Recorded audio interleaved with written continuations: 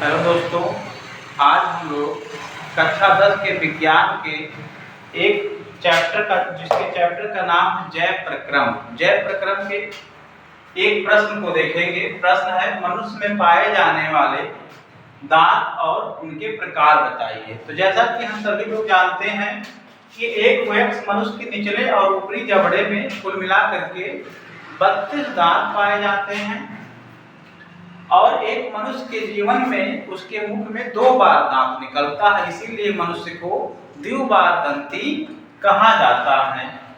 जिसके आधार पर दांत 2 प्रकार के होते, एक होता है अस्थायी दांत और एक होता है अस्थायी दांत। अस्थायी दांत वह दांत होते हैं जो मनुष्य के जबड़े में 2 से 3 वर्ष के बीच में निकलती है, उसे हम अस्थायी दांत कहते हैं। इसको मिल्क टीथ या दूध के दांत भी कहा जाता है। इसकी संख्या कुल 20 होती है। और दूसरा आता है अस्थायी दांत, वह दांत जो मनुष्य के जबड़े में 3 से 8 वर्ष की उम्र में निकलते हैं। इनकी कुल संख्या 30 होती है।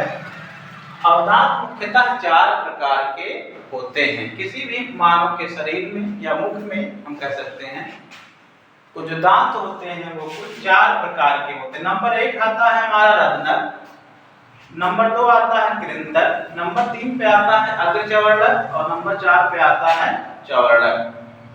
रत्नक का काम होता है भोजन को काटने का, कुतरने का।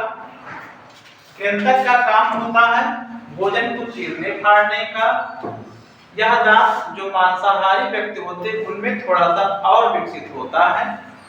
नंबर 3 पे आता है अग्रचवर्णक। अग्रचवर्णक भोजन को पीसता है, उसको और छोटे छोटे टुकड़ों में बांट देता है।